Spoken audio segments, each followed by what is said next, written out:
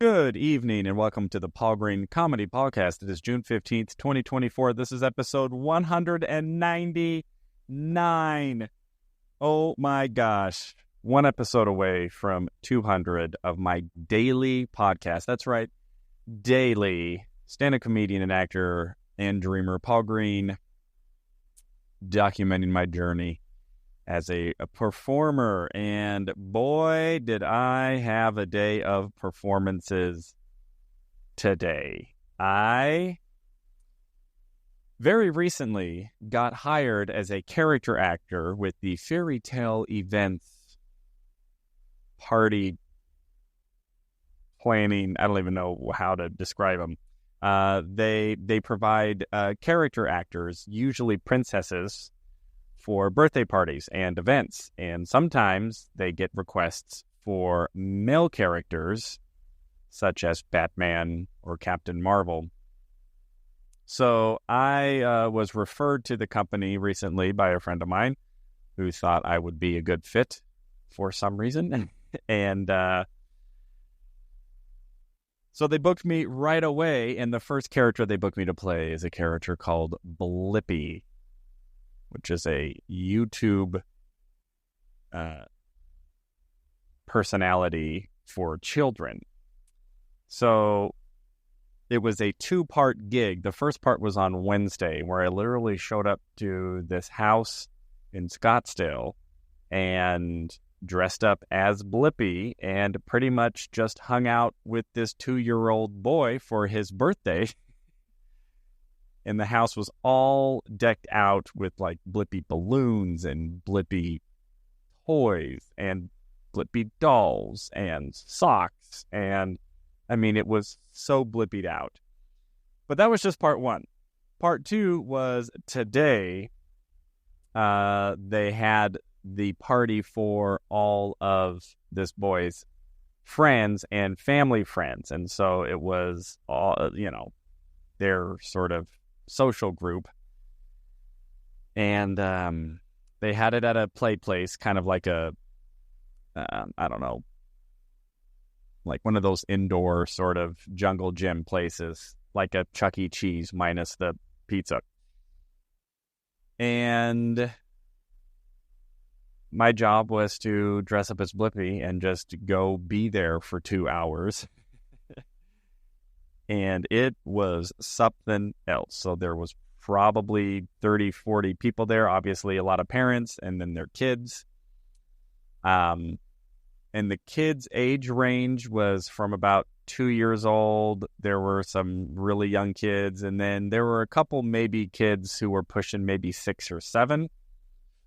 So a little bit of a range there.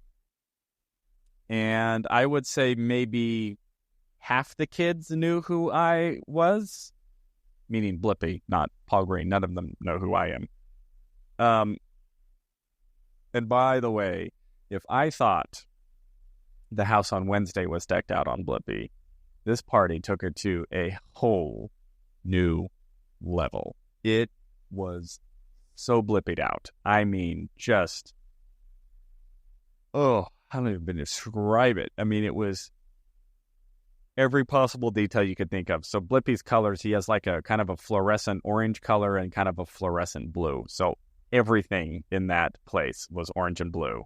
And there were all of these tables set up with all of these decorations. I mean, the work and detail she put in to getting just Blippi themed everything you can possibly imagine. Gift baskets and giveaway bags, and obviously the cake was all blue and Blippied out, and then there were cupcakes on these little pedestals, and then there were signs with the boy's name all in the Blippi colors, and then just presents galore. All of the tablecloths were orange with Blippi centerpieces. And so many Blippi toys. I cannot even begin to tell you how many Blippi fire trucks and cement trucks and just Blippi branded everything. Napkins. So the boy was wearing orange suspenders and an orange bow tie, which is what Blippi wears, and he had Blippi socks. It was wild. And I just show up, and again, some kids are excited because they recognize me from the YouTube show. About half the kids are either too young to even really understand what's going on, or just didn't know who I was anyway. And there really wasn't much fanfare when I showed up. When I showed up to the house on Wednesday, it was like the mom really wanted to get footage of her son seeing Blippi at his house. So it was like a big deal. This, I just kind of walked in and nobody really cared. And then finally a couple people are like, oh, Blippi's here and whatever. So pretty much all I did was just hang out and play with all of the kids in this jungle gym, going down the slides in the jungle gym and taking a ton of pictures and dancing with them. And I was with an assistant. She did like face painting, and, I just kind of walked around and hung out with kids and took a ton of pictures and tons of videos. All the parents were excited to have their kids take pictures with a Blippi. And kind of near the event, I was kind of getting a little burnt out of, being this child performer character. I mean, I was still professional, but they had a DJ there. Oh, and it was open bar too. They actually had a bartender who just was there with like vodka and everything, like making cocktails for the adults, like right in this place. I just thought that was funny that like in this Blippi themed birthday party for a 2-year-old, there's like a fully functioning cocktail bar that was just there. I assume she didn't serve any of the kids' drinks, but I thought that was kind of a fun little juxtaposition. So anyway, and they also had a DJ who was wearing orange glasses like Blippi has and was just spinning a very interesting variety of tunes, because she would play like a children's song, like The Wheels Go on the Bus, Go Round and Round, and then she would play like hip hop and like, what's that song? I want to celebrate and live my life. Whoever sings that. And then, like a Blippi song, and then she would play like Michael Jackson. I think it was maybe she was trying to be a DJ for the adults and the kids and was kind of splitting the time. And near the near the end of the event, it was time for the official photo session with Blippi. So everybody in the party sort of went to one corner of the room where all of the Blippi decorations were decked out with the Blippi tables and like a big blue curtain backdrop. And I mean, it was just to the nines. You cannot believe how decorated and the nuance and the detail and the quality of the decorations. It was just so incredible. So I'm taking all of these pictures with the kids and, doing all of that. And then the DJ started playing Michael Jackson and the little boy started dancing. So I sort of start dancing with them and they're just like, oh, that's so cute. But I love dancing to Michael Jackson and I can actually sort of get down. So I'm sort of in this inner debate of how out of character is it for Blippi to actually be a really good dancer and know like really solid Michael Jackson dance moves? Because all I wanted to do was cut loose and dance, because I'd been, just entertaining 2 to 5-year-olds for almost an hour and a half. And so I finally kind of start getting to it, and then the adults start going nuts, like in a good way. They're like, oh my gosh, Blippi can dance or whatever. So then I really start dancing. And then like the kids start having fun. And I always try to make sure that I'm not like trying to make it about me as much as I want it to be about me, because I am a performer with a huge ego. But I would like make sure that I wasn't like totally, if a kid was dancing, then I would immediately like just dance with them and kind of mirror what they were doing. So that it didn't feel like I was just like, screw the kids, I'm going to do whatever I want. And then what ends up happening is the owner of this venue comes over to me and she's like, oh my gosh, you're like the best Blippi ever. How can we work with you again? And I just said, well, you can hire me through this events company. It's the same company that you've hired before or whatever. And they're like, oh, that's great. Well, how do we get you though? And I just said, well, my name is Paul. And I kind of said it, whatever. And then she's like, oh, and you're such a great dancer. Did you take dance classes? And so I'm like, nah, I just like dancing. But it sort of it kind of gave me a little bit of a confidence boost, and not necessarily confidence as in, oh, I'm good at this, but more of a like permission, like, oh, they don't seem to mind too much that I'm actually just kind of cutting loose and dancing to the DJ music, and not really dancing in a manner that I think Blippi would actually dance on the YouTube channel. I'm sure I've never seen Blippi dance. I've watched a handful of his videos, but I would assume that he probably just dances more goofy and fun and not like getting all into with Michael Jackson dance moves. But it kind of permitted me to just like, okay, maybe I don't always need to be as in Blippi character when it comes to my dancing. So everybody sort of dispersed, and, again, most of the time people weren't really paying attention to me. They were just sitting at the different tables and just chatting, and the kids were in the jungle gym playing around, and I would just sort of walk around. So then the DJ starts playing this really cool salsa tune. And a lot of the parents, there were a lot of Hispanic families, and they started playing the salsa music. I'm like, oh my gosh, I love salsa dancing. So I start like doing like the salsa step, and again, the woman who's running, who I think is either the owner or maybe the manager of the venue, sees that, like, wow, you're such a good, salsa dancer, and she's like wants to like, and she's getting video, and she wants to get video. So I'm like doing salsa dancing, and then one of the other women who works at the venue, who was there just to sort of moderate and play with the kids and keep things under control, comes over to me to dance with me. And I start salsa dancing with her, and we really click. So now I'm Blippi, but I'm all out like ballroom style salsa dancing with this woman. And then, of course, I start to notice the eyeballs turn to the spectacle because it's kind of impressive.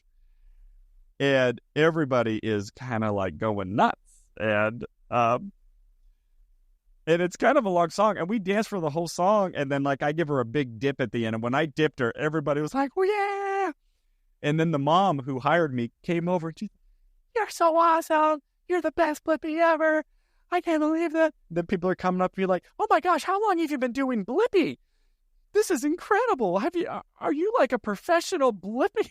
I'm going, well, first of all, I don't think the fact that I was dancing has anything to do with the fact that I'm playing this childhood character. I just think that's sort of coincidental or incidental. But then I had to tell everybody, I'm going like, no, I didn't know who Blippi was 5 days ago.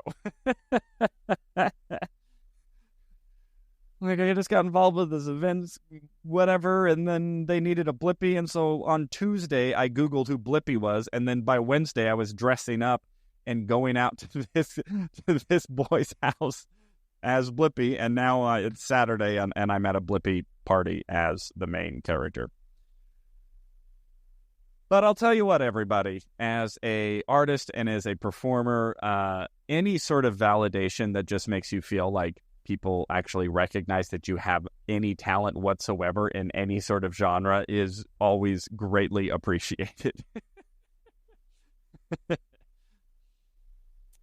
Now, do I wish that I would get that sort of praise maybe for my stand-up comedy, or maybe because I'm acting in a movie or a sitcom and people think it's incredible? Yeah, that would be nice too. But for now, the fact that I can entertain 2-year-olds and their parents as Blippi salsa dancing, I'm going to take that as a win, everybody.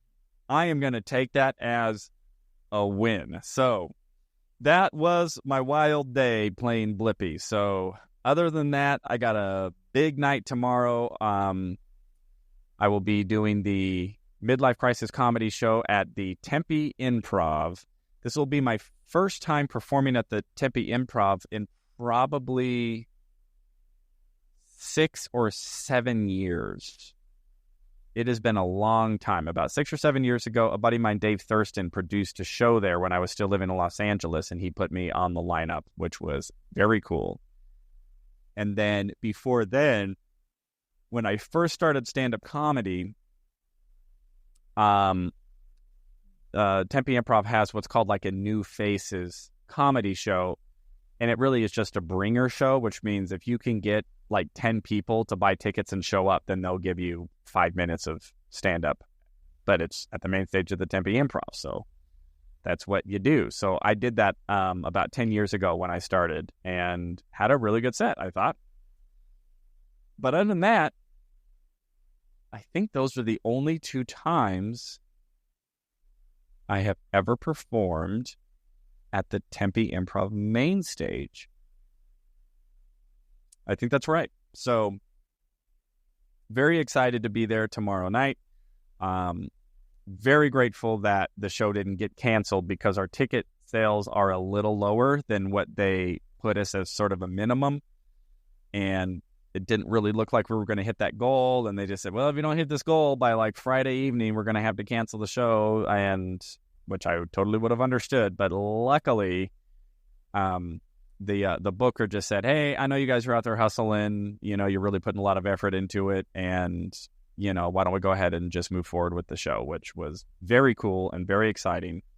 And there have been more ticket sales coming in. Again, it would be really a miracle if we actually hit what they stated as a minimum ticket sales. Because Tempe Improv is a huge venue. I think it seats up to like 400 or 500 if they open up. I think they have like different wings and stuff, or maybe they don't. But I mean, it's a very, very large showroom. So that will be really exciting to see how the show does and does in a different sort of demographic. We've only done 2 live shows so far. We did both of them at Gilbert, which both of them went very, very well. But, you know, this is a different venue. It's a different demographic. You know, it's going to be a smaller crowd, both in absolute numbers than the shows we did in Gilbert, and also in relative numbers. Here's the thing. 50 people in a 100-seat venue feels packed.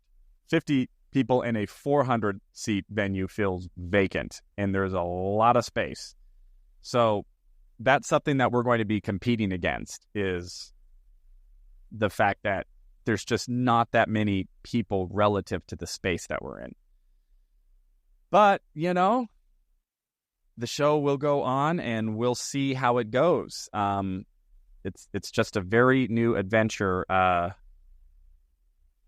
just producing this show. And it just really just kind of came out of the ether here in the last couple of months. And now it's turning into it has a life of its own. It's alive. So very excited for that show. So I hope all of you are out there following your dreams, having crazy experiences like having to dress up like a YouTube child entertainment star, children's entertainer, I guess.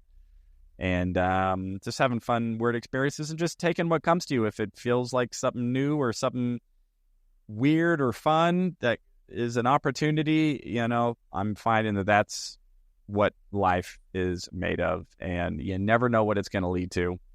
And here I am, and looking forward to how things go tomorrow night. And I will check in with you after the show tomorrow, although I will be on the road going to Los Angeles with a buddy of mine who is doing a show in Los Angeles. So we're going to do a little road trip action, go check out his show, support him, and do a little schmoozing and networking in Hollywood. So fun things coming up. All right. That's the update for today of the Paul Green Comedy Podcast, June 15th, 2024, episode 199, everybody. Everybody have a good Blippi Sunday. Happy Father's Day tomorrow to all you dads out there. I love you all so much, and I will talk to you tomorrow.